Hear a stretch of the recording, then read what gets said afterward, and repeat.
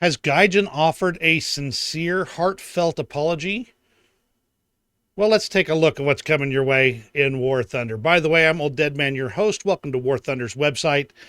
And we're looking at what has to be, out of this whole debacle with Gaijin, the best apology I've seen so far come out of Gaijin Entertainment. Let's go ahead and read through it, and then I'll talk about my reactions. And understand, I'm going to talk about it not so much from there may be many people who talk about it from the perspective of, oh, this is about the players and all this kind of stuff. I'm going to look at it from a public relations standpoint for just a moment or two, and then we'll talk about the player stuff. So let's jump straight into it. Dear players, firstly, we would like to extend our sincerest apologies to each and every one of you. We deeply regret the fact that our actions have let you down and that we have failed to adequately address your concerns you have voiced over time.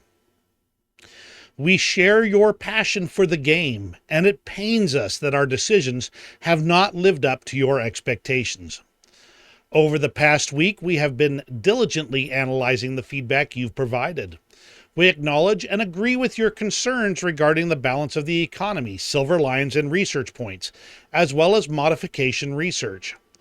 We have therefore prioritized addressing these issues as our immediate concern. We are in the process of creating a plan to tackle these problems. While we have made some initial progress in understanding the scope of these issues and potential solutions, we anticipate providing a more detailed roadmap by the 14th of June.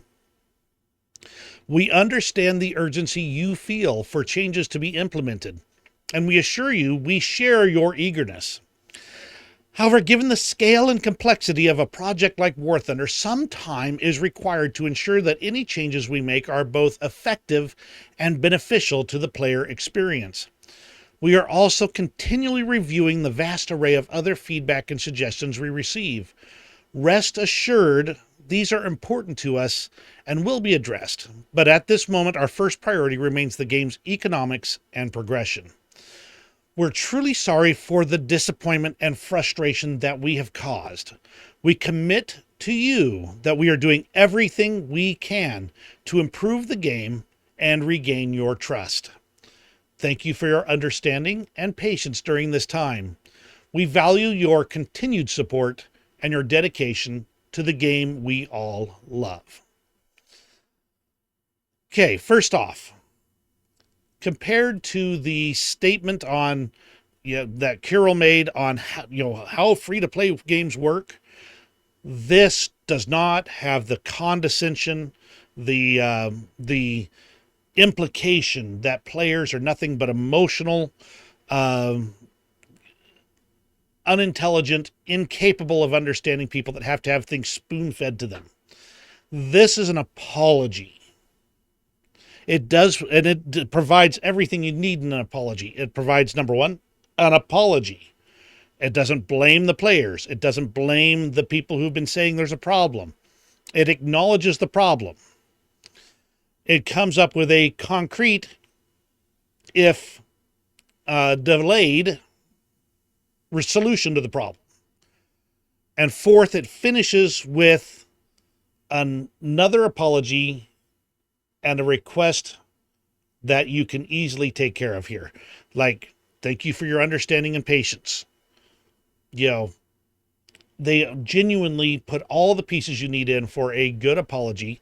They're acknowledging fault where there is legitimate fault, and they're not blaming the players for it. And I'm going to tell you, I think the rock star in this is Stona.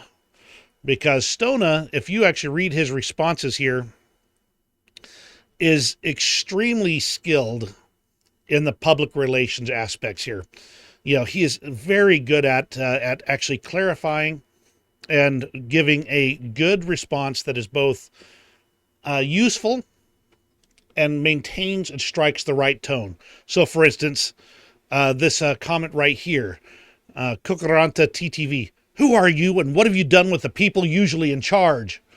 Stoner's response, you know the drill. We sent them to the gulag. Brilliant. Very good job, Stona.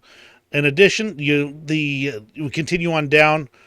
This one expresses skepticism, will supremium, and says he's a bit skeptical still. especially with the silencing going on the forums.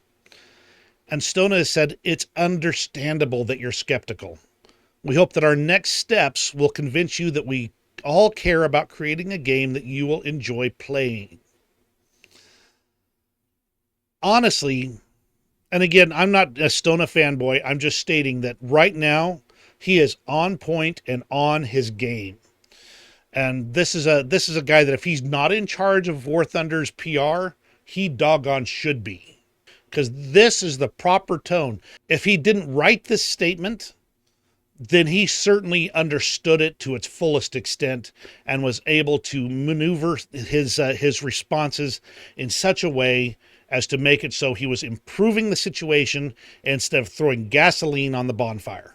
So all good. From a PR perspective, this is just admiration for this response.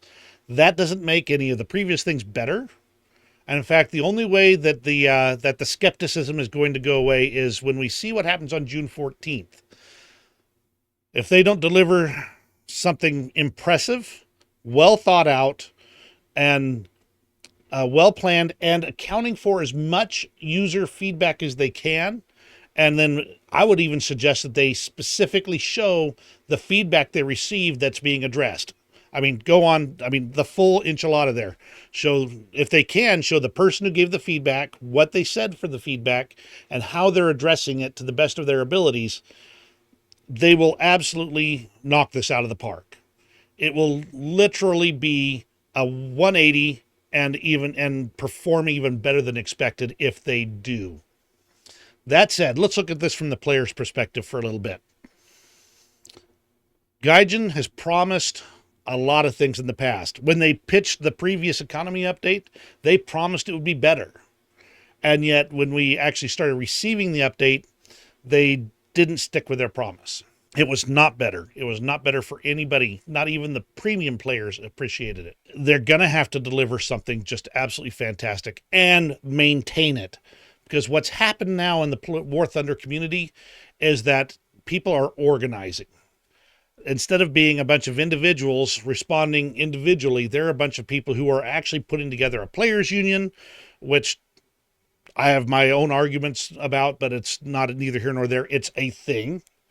They're arranging boycott days, and that means that they have finally kicked the dog enough times that people are forming up against them and actually becoming unified against them.